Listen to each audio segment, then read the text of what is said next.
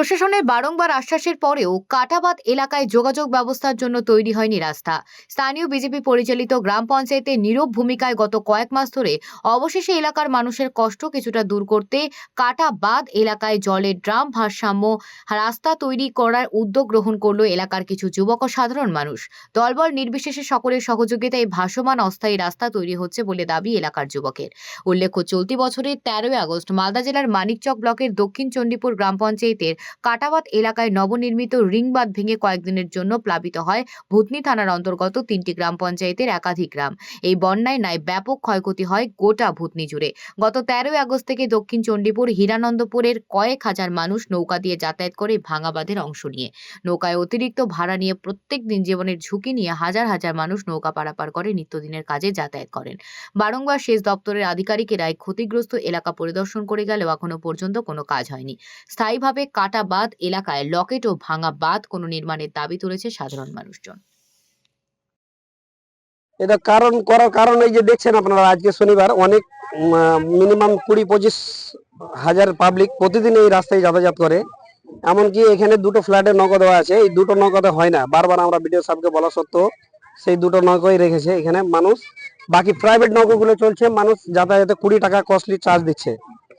এই যে সাধারণ মানুষের দুঃখ কষ্ট দেখে আমরা এই সিদ্ধান্ত নিয়েছি কি ভূতনির মানুষ এখন থেকে নিয়ে প্রায় 3 মাস 3.5 মাস হয়ে গেল এই রাস্তাটা নষ্ট হওয়া, বাঁধটা কেটে যাওয়া। এখনো অবধি না রাজ্য সরকার, না কেন্দ্র সরকার, না সেচ দপ্তরের কোনো এখনো এই রাস্তার কোনো সিদ্ধান্ত নেয়নি। শুধু প্রতিশ্রুতি দিয়ে গেছে এই লক গেট হবে, সুইচ গেট হবে হবে হবেই বলে গেছে, কিন্তু এখনো বাস্তবায়িত কোনো কাজ হয়নি। তার জন্য আমরা যুব সমাজ, এই দক্ষিণ চণ্ডীপুর অঞ্চলের কিছু যুব সমাজ মিলে এটা উদ্যোগ নিয়ে আজকে তার 3য় দিনের কাজ চলছে আমাদের, হয়তো কালকে সম্পূর্ণ করবো। আমরা কালেকশন আমরা জনসাধারণের কাছে মিলেই আমরা এটা করছি, কোনো পার্টিগত বা কোনো পার্টি ফান্ড থেকে এটা হচ্ছে না। আমরা জনসাধারণ মিলে চাঁদা কালেকশন করে এটা করছি। এই বাঁধটা যে নতুন বাঁধটা নির্মাণ হয়েছিল, এই বাঁধটা ছিল 1,35,00,000 টাকার বাঁধ। সেটা এক বন্যায়ও লাস্টিং করতে পারেনি। গঙ্গার ও ফ্লোরা নদীর জল বাড়ার কারণে সেটা ভেঙে পড়ে। হ্যাঁ, সঠিক যেইটুকুগুলো স্যাংশন হচ্ছে সেই টাকাগুলো যদি সঠিকভাবে কাজ হয় তাহলে আজকে এই বাঁধটা ভাঙতো না।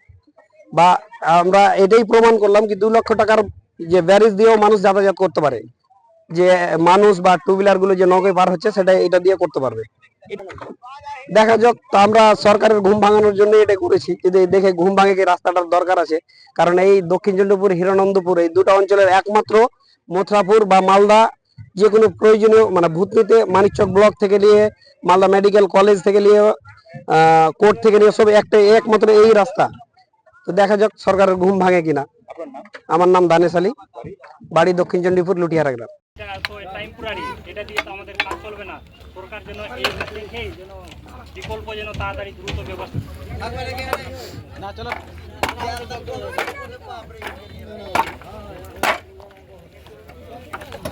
আমার টোটো ভাই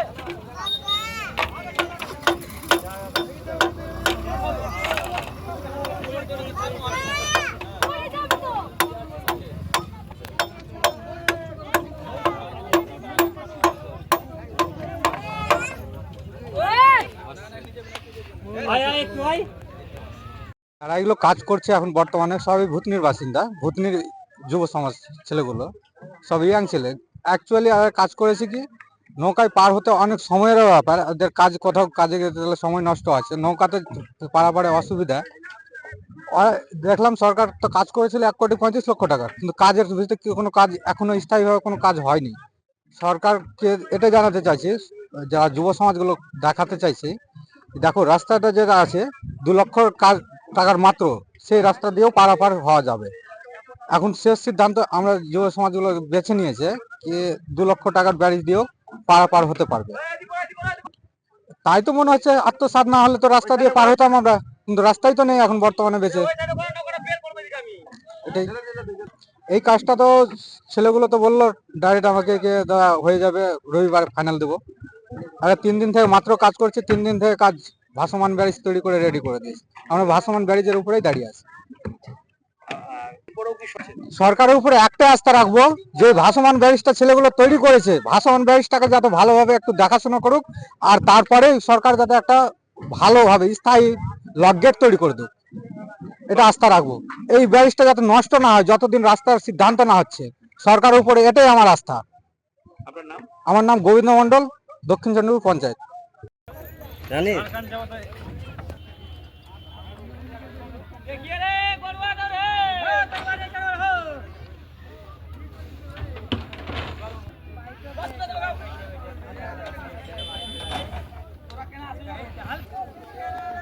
রাম সেতুর কাজ চলছে নৌকা রাখুন।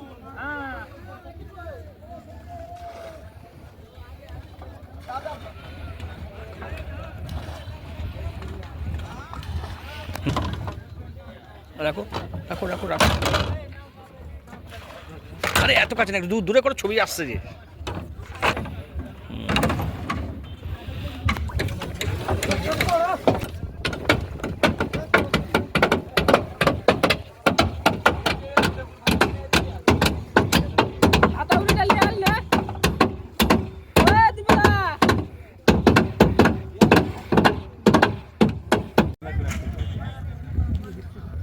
ড্রাম নিচে ড্রাম আবার ওয়েল্ডিং করে ড্রামটা আটকানো হয়েছে, উপরে বাঁশ দিয়ে সঙ্গে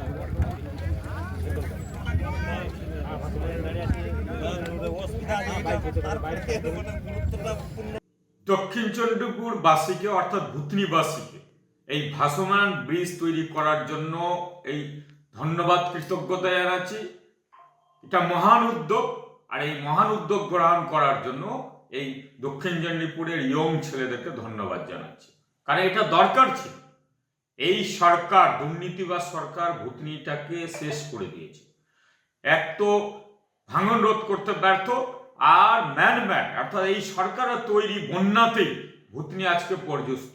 আর তাদের যোগাযোগের যে কাটাবাঁধের ব্যবস্থাটা প্রায় 5-6 মাস হলো জলের নৌকা দিয়ে যাতায়াত করতে হয়। এই সরকার কোনো উদ্যোগ নেয়নি তাদের ভাসমান ব্রিজ হোক বা যোগাযোগের সংযোগ স্থল তৈরি করা, কারণ কেটেছে তো এই সরকার। তাহলে কেন ওইটাকে মানুষের যোগাযোগের সুব্যবস্থা করে দিচ্ছে না?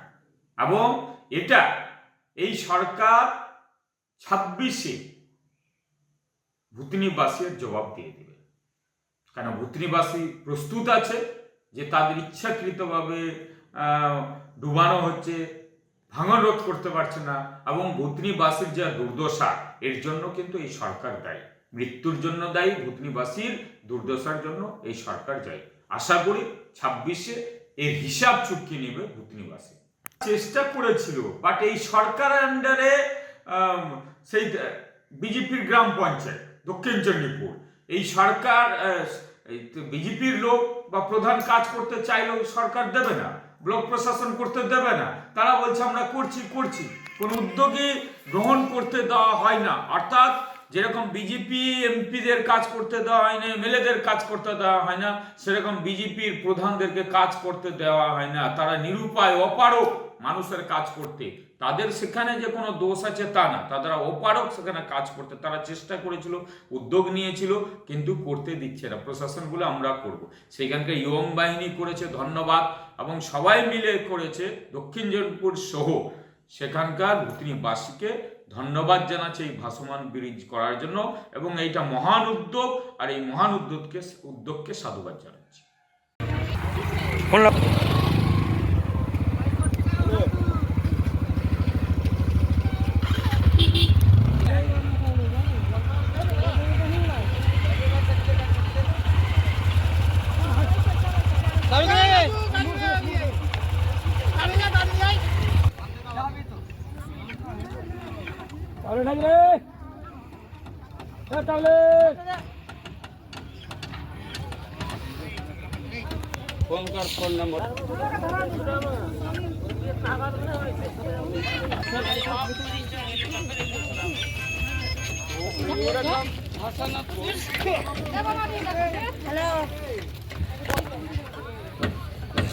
পিছিয়ে চড়া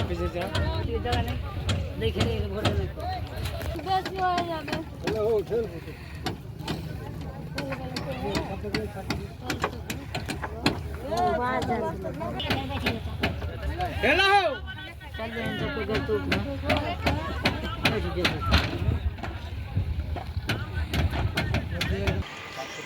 ভূতনি নিয়ে পশ্চিমবঙ্গ সরকার এবং পশ্চিমবঙ্গ সরকারের সম্মানীয় মুখ্যমন্ত্রী অত্যন্ত তৎপর আছেন, প্রতিক্ষণে করে খবর রাখছিলেন তিনি ভাঙনের সময়ও, আর এখনও তিনি খবর রাখছেন।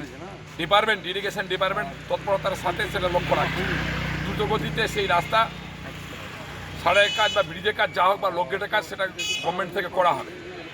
মাঝখানে দাঁড়িয়ে যে মানুষের যাতায়াতের জন্য যে ব্যবস্থাটা করা হচ্ছে সমস্ত গ্রামবাসী মিলে করছে, কিন্তু এটা সম্পূর্ণ দায়িত্ব ছিল ওই গ্রাম পঞ্চায়েতের প্রধানের। সেখানে গ্রাম পঞ্চায়েতের প্রধান আছেন আপনার বিজেপির। তারা পরিকল্পিতভাবে মানুষকে উস্কে দিয়ে সরকারকে বদনাম করার জন্য এই ধরনের একটা অপপ্রচার করে তারা চেষ্টা করছেন। সেই অপপ্রচেষ্টা মানুষ ধরে ফেলেছে। সেখানে দাঁড়িয়ে যে বাসের আপাতত চলার জন্য যে বাসের ব্রিজটা তৈরি করছে তারা, সেটাতে কিন্তু কোনো বিজেপি আলাদাভাবে করছে না। সেখানে আমাদের জনপ্রতিনিধি আছে, সকলে মিলে সহযোগিতা করে ওটা করছেন, টেম্পোরারিজ করছেন, দ্রুতগতিতে সরকার এখানে একটা ব্যবস্থা গ্রহণ করবে। কিন্তু বিজেপি গোটা দেশ জুড়ে যেভাবে তাদের মানসিকতা, গোটা রাজ্য জুড়ে তাদের নেতাদের যে মানসিকতা, অর্থাৎ শুধুমাত্র রাজ্য সরকারকে বদনাম করা, মানুষকে মৃত্যুর মুখে ঠেলে দেওয়া, মানুষকে বিপদের মুখে ঠেলে দেওয়া, ধর্মের মানুষকে ভাগ করা, তার একটা নজির তারা সেখানে দেখাচ্ছে। সেখানে পরিকল্পিতভাবে মানুষকে বিভ্রান্ত করার একটা চেষ্টা করছে 2026 সালের শুধু নির্বাচনের জন্য। সেখানে মানুষ তৎপর, সর্বস্তরের মানুষ তৃণমূল কংগ্রেসের সাথে আছেন, মামাটি মানুষের সাথে আছেন, মমতাবাদীর সাথে আছেন। সরকার দ্রুতগতিতে তার একটা স্থায়ী ব্যবস্থা সেখানে করবেন। আপাতত যেটা হচ্ছে সেটা প্রধানের করা উচিত। প্রধান কেন করেনি? প্রধানের সম্পূর্ণ ব্যর্থ। এই ব্যর্থতা প্রধানকে নিজের মাথায় নিতে হবে। নতুন নিশ্চয় তৎপরতার সাথে দেখবে, আমিও প্রশাসনের সাথে কথা বলবো এবং আমি সেখানে আমাদের যারা দলীয় নেতৃত্ব আছে তাদেরকেও বলবো আমরা যে আপনার প্রশাসনের সাথে কথা বলবেন। আর যত দ্রুতগতিতে হয় পার্মানেন্টলি একটা অ্যারেঞ্জমেন্টের ব্যবস্থা গভর্নমেন্ট করবে।